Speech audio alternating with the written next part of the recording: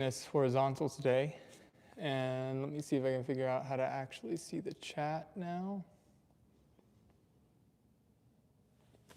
Yeah, awesome. So hopefully you can hear me. Today we are doing turns and weight transfers. I wanted to start because I actually advertised the fact that I was doing this time with just a little statement. So I'm doing this because one of my main goals ever since I started was to make technical information a little more accessible to people. Ever since I started West Coast Swing, I've had a good backing of resources. I have a full-time job as an engineer. I have my YouTube account itself that's been able to help fund my education as a dancer. And I know that's not always the case for people when they come into this hobby. They don't necessarily have the resources necessary to grow at the rate they'd want to. So my goal is to give that kind of information to people without necessarily requiring that amount of money.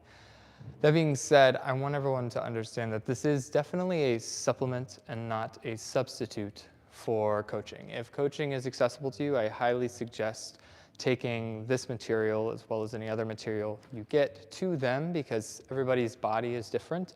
I'm working off of the general averages of the human body as best as I can and trying to make generalizations that will work for most people. But having someone with a lot of knowledge and experience help put these things on your body as an individual human is super helpful. So that being said, let's get into it. So we're going to start today with the turn material. Then I'll stop and I will try to figure out the chat in horizontal mode. Usually I'm doing vertical and it's very easy. And waited till I had a bunch more people to try something new because I'm smart in that way. Then we're going to answer those questions and then we'll move into the weight transfer drill that I mentioned in my post. So again, this isn't necessarily teaching you how to do anything specific, but more of introducing concepts and ideas when you're practicing or working through patterns and turns that you're doing in your dancing regularly, and giving you the tools to kind of break down what is happening versus what isn't. I see some stuff popping up. I just want to check. Oh, beautiful. OK. That means you hear me if you're commenting on what I'm saying. So perfect. So I want to start with the number one problem I see with people turning is the idea of like we are a mass that's turning on an axis. And so if we want to stay upright, we need to make sure we find that axis before we start to rotate. So even in a normal spinning pass, for example, a lot of times what happens is people start to turn prior to getting to the foot they are going to turn on. So what you'll see is follow, for example, coming in, going 1, they prep 2, and they're starting to rotate before they get to this foot. And so their body wants to stay off axis as they move to that foot. So if I tried to do that intentionally, 1, 2, 3, and 4. So if you feel yourself falling off axis a bit during your turns or feel like you're stumbling through your turns, very often this is the root cause, is you're not getting fully to the foot prior to rotation. So we're going to start to practice this first. The idea is we're going to prep out. And now ideally you want to add your free arms into this. I'm going to kind of ignore them for now. I'll try to give you an example at some point of adding your free arm into this. I'm going to place my foot out. I am going to press my weight all the way to this foot until I'm fully balanced.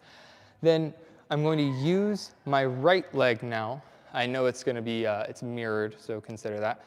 Use my right leg now to press myself through a half rotation and collect my feet together. So now I've defined my axis. I've done a half rotation. Now I need to shift my weight onto this foot. Now, because I'm trying to maintain an axis, that's why collecting our feet is best for doing very quick turns, because my axis stays virtually in place, right? I can't rotate while moving the axis, so I have to separate the linear movement from the rotational movement.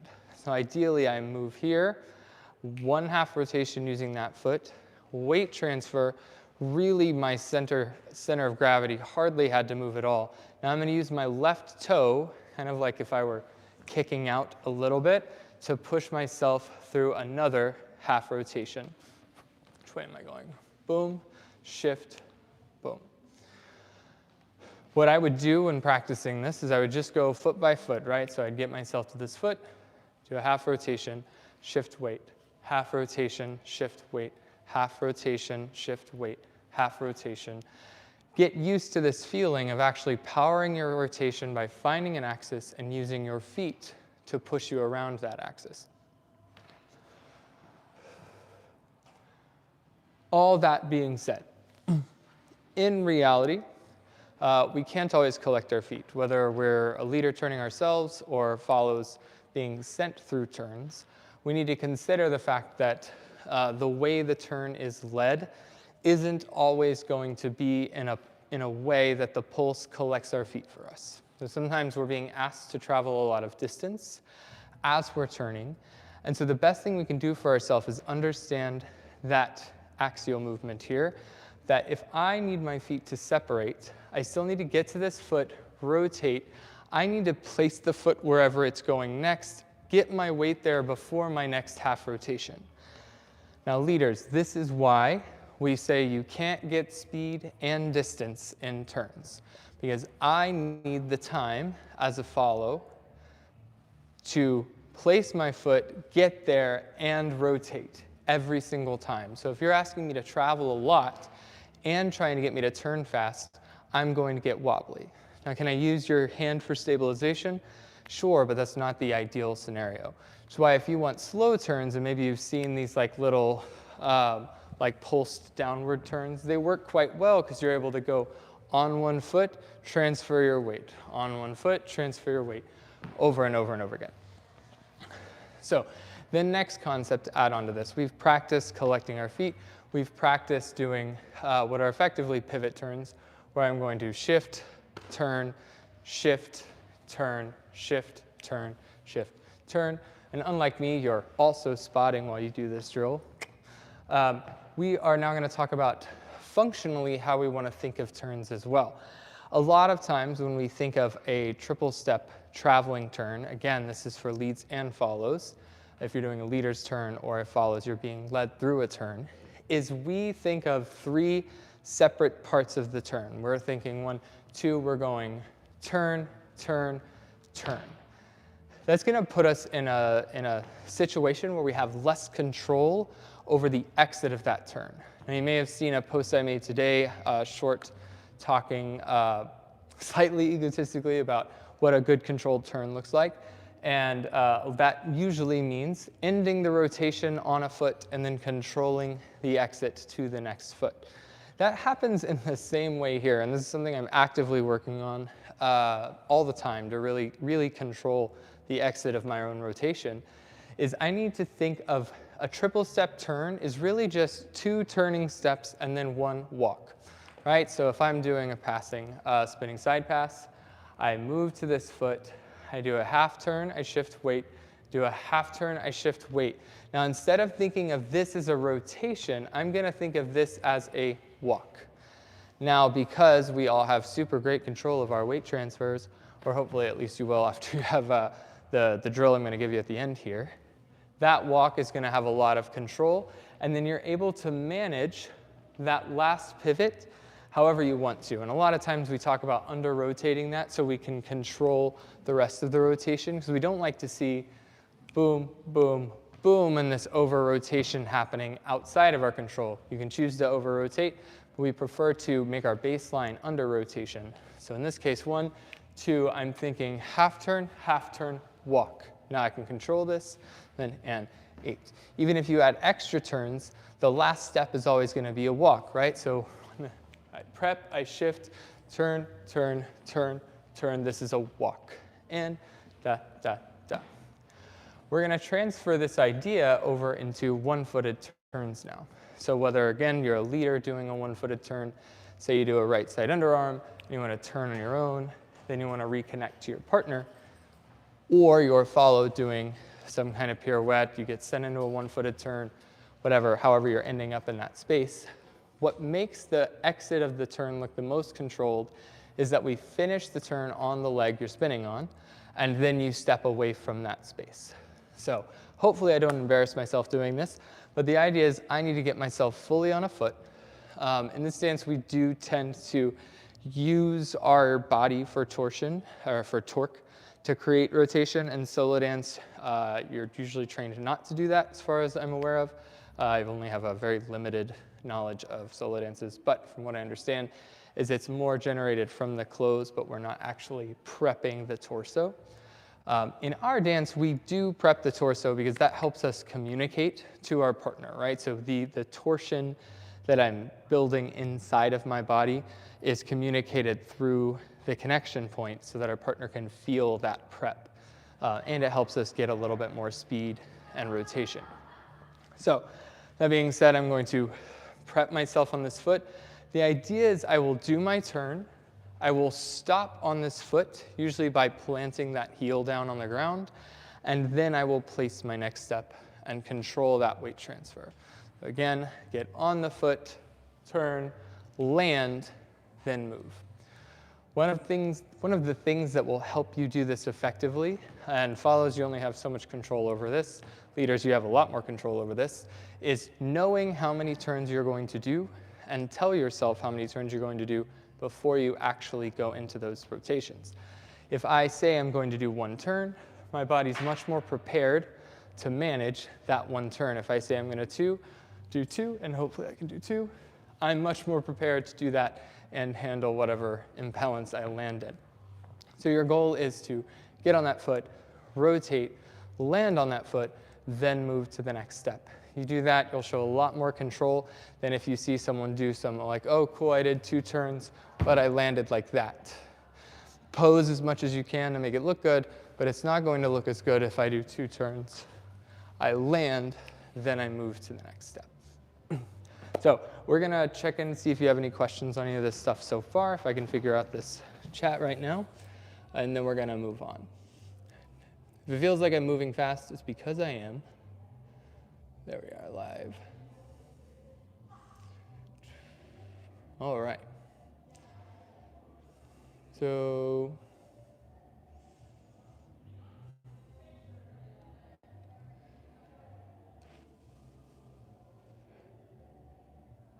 all right, so a couple questions. So first one, how hard is it slowing down this much and explaining as you go? It's a little bit more challenging to do turns very slowly, but practicing them that way is what gives you command over your body when you start to speed them up. So I actually suggest practicing at this speed. And if you can add explaining it while you do it, even better. Do certain turns require rotation from the feet and others from the hips? Usually both are involved, right? So I'm usually loading using my hips. So I'm allowing my hips to open up, and then I allow those hips to close as I press off of the foot. The more I load that up, right, so I'm building torsion across my body, the more I can stretch those muscles and try to create this elastic rebound into the turn, the more power I can get. So usually both are involved. Using the feet is very helpful though, especially with continuous turns, because you can't reload the hip every single time unless you're doing something like delayed turns. They're almost, I don't know what other words you'd use, but they're almost like PK turns. So like a PK turn, you press up onto the foot. So same way, if I were to do delayed turns and my leader were to put me through here, or I was just choosing to do this, I'd go here and I close, and then I delay, and I close. If I do that, I'm able to reload the hip each time. But once I've started some continuous turns, I don't really have the ability to open and close my hips. At that point, I am powering it completely from my feet. When it is appropriate to dissociate during going into a turn versus not? I'm not sure I fully understand your question, Ray5217, about dissociating. Are you talking about dissociate from the connection? Are you dissociating parts of your body? If you mean dissociation in the sense of we aren't moving like a full block, maybe that was you that just elaborated? No.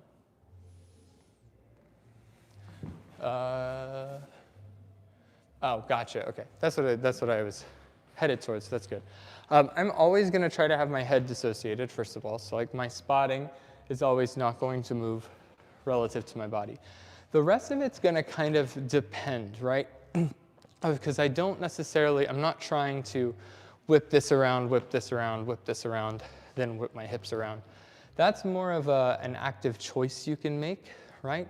Or if you're trying to shape a turn, a lot of times you're going to have one part go first, and you're going to hold on to that separation a little bit. When you finish a turn, very often you'll do that. Dissociation I more associate with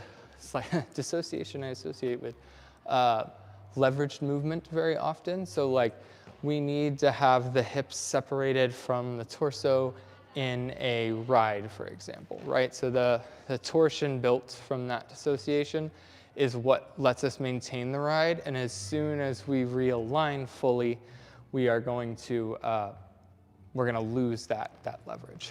Now, in reality, am I actually fully paneled the whole time? Probably not. I feel like my left side is going a little bit further than my hips and kind of staying that way. That's something I'm going to investigate, so kind of take that last bit with a grain of salt. So I don't want to lead you astray or send you off with bad information. I got a question about how much are you raising your heel on turns, and does it change for different types of turns? Raising my heel just depends on the look mostly, right? So I need my heel to not have pressure while I'm turning if I'm trying to turn on the front of my foot to avoid the added friction. So usually I'm just trying to get pressure off of that, and I'll keep my heel pretty low. If I wanted to add a level to it, I might take the heel much further off the ground.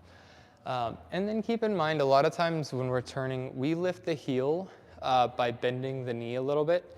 You can flex the foot a little bit, I suppose, if you want, but I really think it's just bend the knee a little bit to get yourself on that axis. Because if you try to do it with a straight leg and you can't go to something close to a full point, it's a lot harder to balance, simply because you're not going, if your pivot point is here, your weight is actually a little bit offset, so it's a little bit harder to balance. So usually we keep a slightly bent knee during turns in order to keep our weight over that axis pretty consistently. So play with how much levels you want. I guess the other danger with that is when we're connected, if I am going up too high, pulling my heel off, suddenly my connection is changing, and I'm adding level to that handhold that my partner may not be expecting. So that's something to consider. We don't really want to come up too high when we're rotating and then come back down. We'd rather stay fairly level, and you can just practice that by stand here, lift your heels off the ground without letting your head lift up. That will allow your connection to stay at the same level as you're rotating.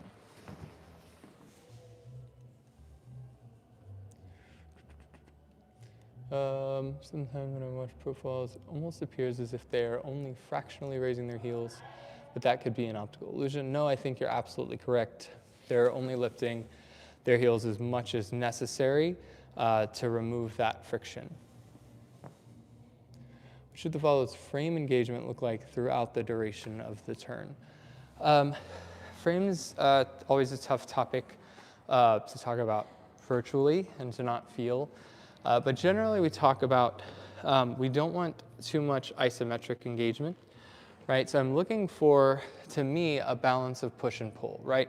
So when I think of frame, and Mia and I are going to do an online discussion about this sometime in the future, but like a very brief discussion of it is, I think a frame is the attachment of the scapula to the rib cage, or like keeping those things closely engaged so that the movement of the spine is more directly communicated through the shoulder and into the arm and into the connection point. So I do that by not just pulling back and down, but also pushing forward. So there's a balance of pulling back and pushing forward so that I can feel my scapula, these like plates on your back being pressed up against my ribs so that my movement is there. Now, again, I don't want full pull in one direction, because now we're going to snap off of our partner's fingers. So we want enough engagement. We love this phrase, right? Relaxed but engaged. We want enough engagement so that things can be communicated, but you need a little bit of malleability, and that's what happens when you have that balance, is you're allowing your shoulders, or you're allowing that scapula to shift a little bit as necessary to manage the pulse without getting tugged on or too stiff throughout that turn. Because wherever that hand goes, you need to be able to follow it without necessarily getting stuck, right? So turns actually get harder if you're too stiff here. We want to allow that bit of flexibility to happen so that the turn can go more smoothly. All right, so that's all the questions we had on that topic so far. Hopefully I answered them sufficiently enough. Again, the panel versus dissociation is something I'm going to personally have to look into. I gave you some ideas to think about with that. But I don't know that I turn enough and have thought about that enough to really give you an answer that I'm competent in. How much more is your core engaged in a turn than it is during the rest of your dance? My core is generally engaged more during rotation because, one, I have a natural tilt, and I'm constantly having to pull that up to try to neutralize my pelvis a bit. Now, so that depends on your body a little bit. If you're very comfortable sitting in the space with a more neutral pelvis, you can see it with my the line of my pants, right? So this downward tilt here versus if I use my abdominals to pull the front of my pelvis up and kind of realign that. That's going to help me stay balanced. I don't necessarily want to be back here where now the arch of my back can affect my axis. So I have a little bit more engagement to help me stay more on that pull that we're driving through our bodies from head down to that foot as we turn on each side. Then I reset that pull. Depends on your mobility as well. Like if you tend to, if you're very hypermobile and your spine's able to move a lot, you probably have to engage that core quite a bit more to keep it a little more stable, because if you start to drift during the turn, you're going to mess up your moment of inertia, and that's going to make your turn more difficult. If you're less mobile, it's almost a little convenient with turns, right? So you tend to be a little bit more stable because your body is going to stay slightly more rigid during those rotations. So that's going to be unique to you. Okay, so for now we're going to move on. If you have any further questions, you can put them in the chat. I'll be happy to come back to them. So we're going to get into our drill on weight transfer. So I have two for you because there was a question about both weight transfer as well as about balance. So I'm going to kind of show you those two. So the first thing, let's do some of the balance stuff. So one, you just really want to get comfortable with being on one foot and being able to swing the leg in the hip joint here without feeling like you're going to topple over, right? So you want to let your body react as it needs to, right? In a fairly relaxed manner. We don't want to be super tight. We don't need to have the perfect shape every time and have it all pre-planned exactly how our body needs to move in this scenario. I want my body to be able to react as my foot moves. Or I can think of the other way, right? If I know rotation will send my foot backwards, I could rotate to make that happen. Or I know rotating this way will move my right foot forwards, right? That's the reaction of my leg to keep my body balanced on my foot. So I can think about doing it from the rotation if I want to, or from pitch if I want to. But I'm getting comfortable just with using my torso to generate the movement of the foot, and just outright swinging the leg to where I need it to be and letting the body react to it.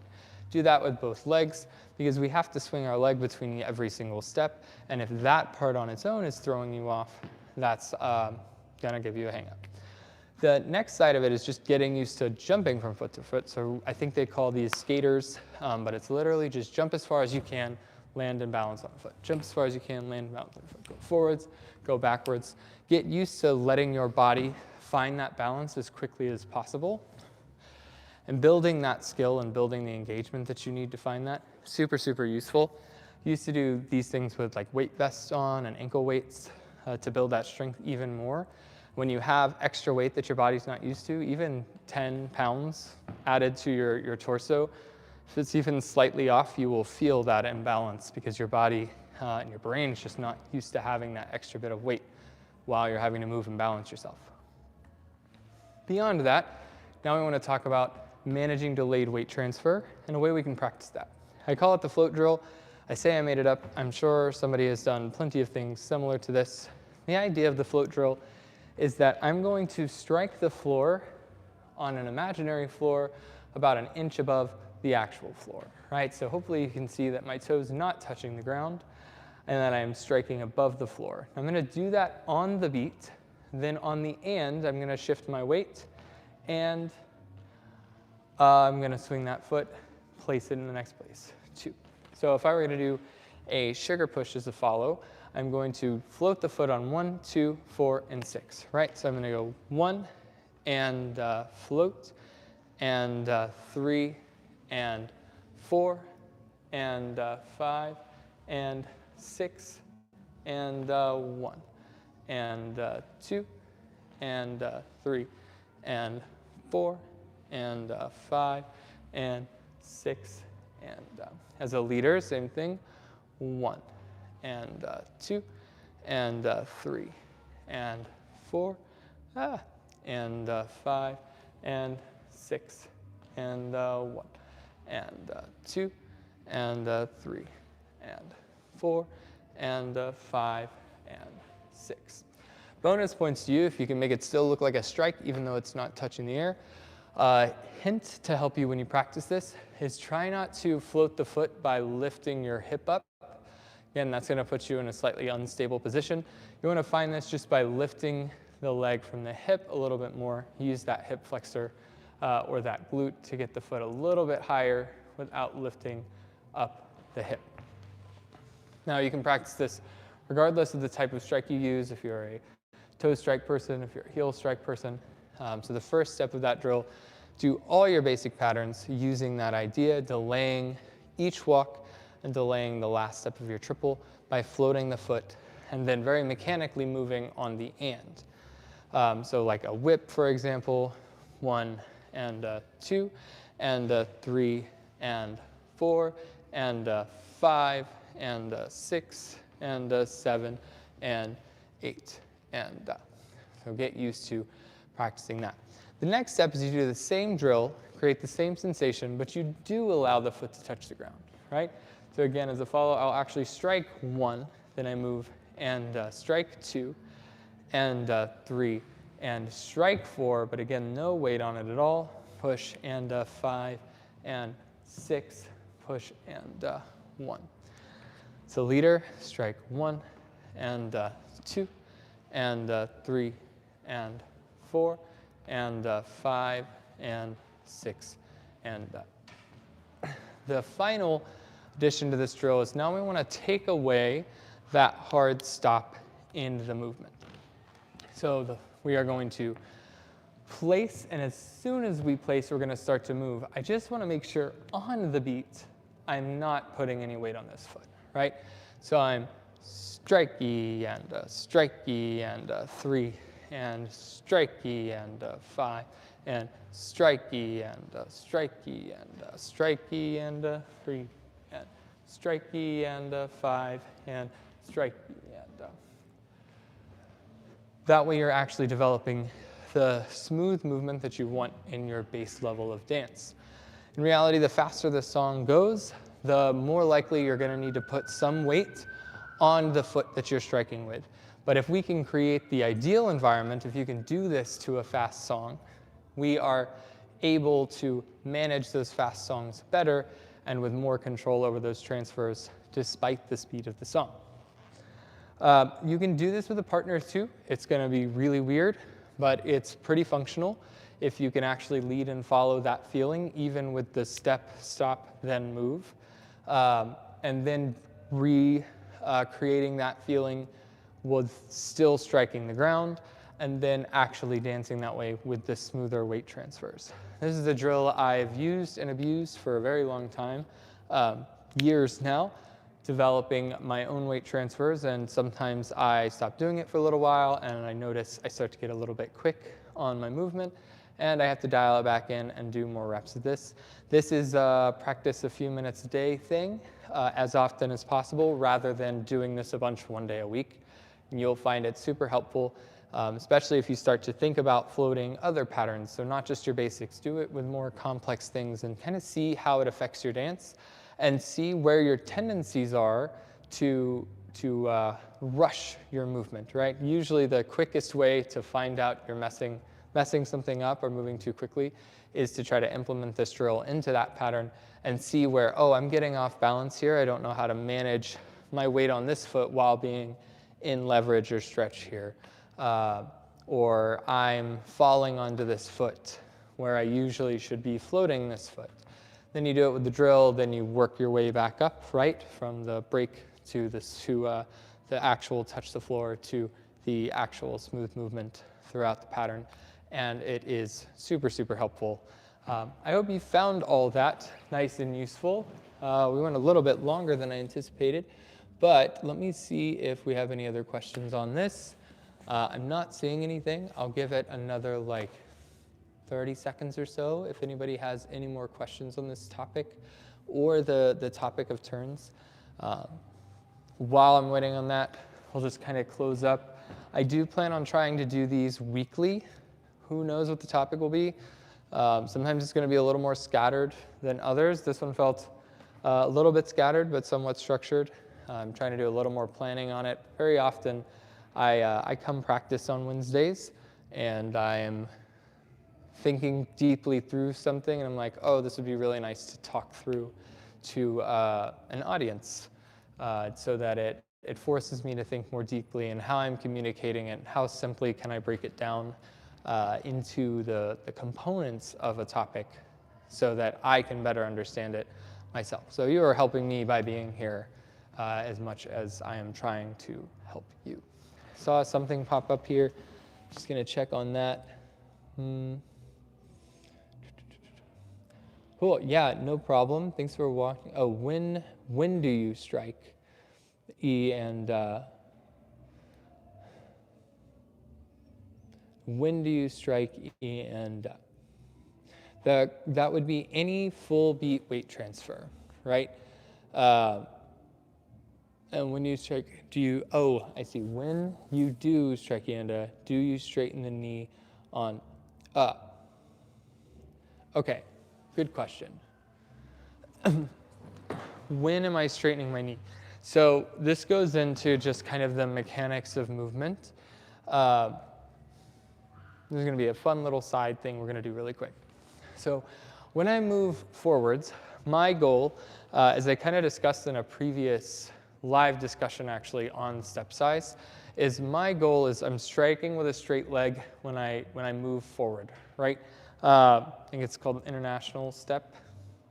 Correct, don't hold me to that. But the first thing I want to try to do after I strike my foot, I was trying to find another tense of that, and my brain went, no English today. One of the first things I want to do is get my heel down, because that gives me another balance point to work off of, and it actually broadens the base I have to move through my foot, right? So when I'm going straight, I start with a straight leg, put that heel down as soon as I can as I move forward. Boom, boom. You'll feel the difference if you just try this. If you just step forward. If you leave the heel up as you start to move, you'll feel how unstable you are here.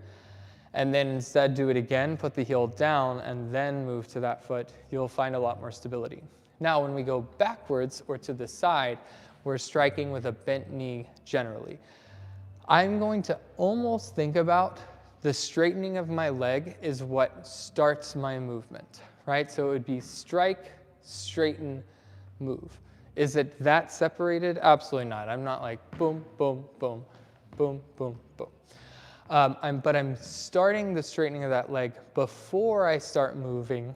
That way, again, I'm getting another point. When we think of our feet as tripods, right? So you have these two big joints here, and then you have your heel. So these are 3 points. When you're on one foot, the triangle formed by that is your base. You have to have your center of gravity somewhere in that triangle to be balanced. That's why when you get to a certain point on your heel, you feel yourself start to tip over because you've gotten to a single point of balance or something close to a single point of balance. And that's very unstable. You're effectively an inverted pendulum at that point. So you're trying to keep your weight more in the larger area, right? So big part of the triangle, small part of the triangle. You're trying to keep your weight closer to the front here where you have more stability and more ability to balance yourself, right? So in the same way, when I move to the side, I'm trying to get a separate balance point now. Now, if I consider that I have my heel down, my toe down, heel down, so now I have 4 points. The entire rectangle between those 4 points is my base, right? I can move my center of gravity anywhere in that base, and I will be balanced. As soon as I get out of that base is when I start to tip over. So the sooner I can get that heel down by straightening the leg, the faster I have a stronger base to move through. Then I start to press. Now I have 3 points on this foot, 1, maybe 2 points on this foot, and I have another more stable base to move to on this side. So to answer your question, it would be strike E is when I start to straighten my leg, and it's fully straightened realistically before I get to that foot. 1 E and 1 E and strike E and strike E and strike E. It's also why it's extra important to get good foot articulation and leg articulation because I'm straightening my leg so fast. If I land even close to flat, it looks, because I'm straightening first, you would almost not even be able to tell I was striking my foot. It would look like I'm landing on a flat foot because I'm so quickly getting to the heel. So the more articulation I can have before I start straightening, the better that will look aesthetically. Oh, great question. Man, you got me talking on that one.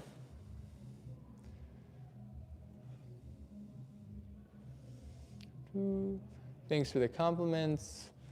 Online course, we'll see. That is something definitely interested in doing. It's more about time and planning on that one.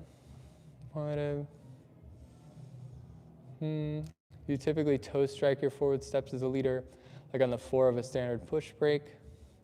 And then there are a bunch of retracted messages that I'm sure were all very lovely, nice things. So the question of, do I typically toe strike? Sometimes not. A slower song, usually I'm going to go for a toe strike. But a lot of times I heel strike just stylistically, but I will over-exaggerate it so it's very obvious it's on purpose and stylistic. That's up to you. So I can go 1, 2, 3, and 4, and a 5, and 6. If you watch my dancing, you will see that flex foot a lot on 4. But there will be sometimes where you see this point, as the point looks really nice. It just takes a little more effort in a way my body doesn't always want to do. And so a lot of times I'll resort to the heel strike. You can technically do that as a follow too. I do that when I follow a lot, and I don't think it does well for me. So I usually suggest at least a toe strike, or if not, a toe release. Because toe release is effectively a heel strike because you put your heel on the ground quickly. But they're functionally the same, right? So there's toe strike, put the heel on the ground, and you move through heel to toe. Or there's pretend to put the toe on the ground, put the heel on the ground, and then move from heel to toe. Either way, it's kind of the same pathway. It's just a different way of approaching it and where the pressure is.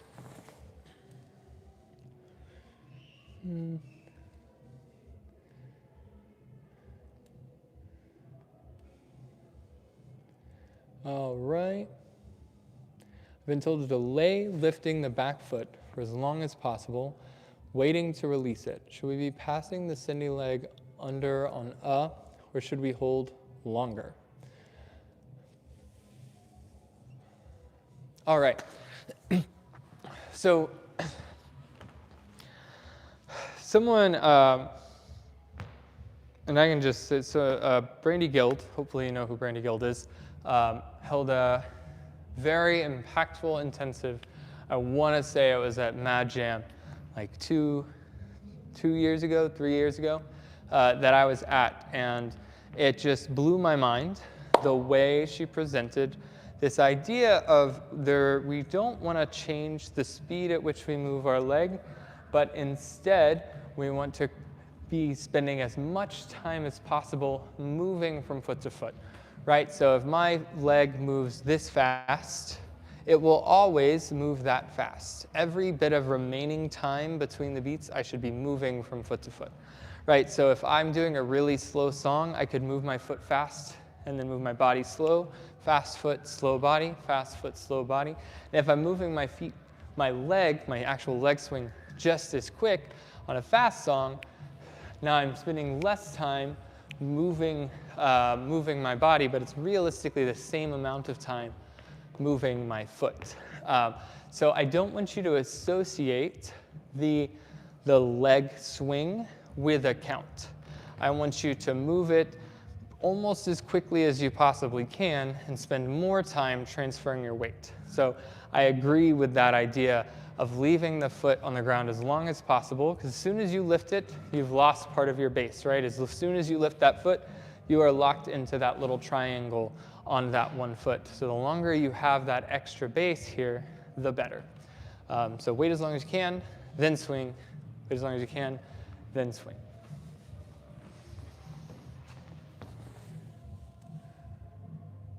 You explain what a teacher means in a workshop. When they say they want us to stay behind the beat in terms of weight transfer, does that mean striking later than the beat? So that's a great question. No, it does not mean striking later than the beat. It actually means exactly what I showed you earlier in this live. It's that you are striking on the beat, but you're not moving your weight to that foot on the beat. So it's the difference between my one looking like this and my one looking like this. So this is my body being behind the beat. 2, 1, 2.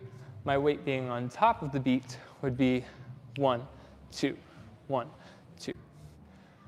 So delaying your weight transfer is what being behind the beat means. You still need to strike on beat. That's what shows us you have good timing. That's what associates the dance with the music, or one of the things that associates the dance with the music.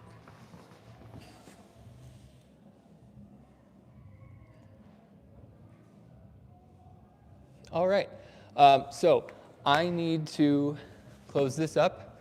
Thank you all so much for coming. I really, really appreciate this. It's turned in from a 15-minute live to an almost 45-minute live, which is awesome. If you'll learn anything about me, is once you get me started talking, I really like talking about this dance. So I appreciate you coming. Feel free to leave comments with further questions, topics you want to talk about in upcoming weeks. I'd be happy to engage with those topics specifically. And everybody have a great night. This will be posted pretty much immediately. It should upload so you can rewatch as needed. I will try to add in little bookmarks so you can skip around to specific topics, or like the Q&A section whenever you come back to review. So hopefully I'll have that up, like the bookmarks, in the next couple of days. But the video should upload by the end of tonight. Thanks, everyone. Have a great evening.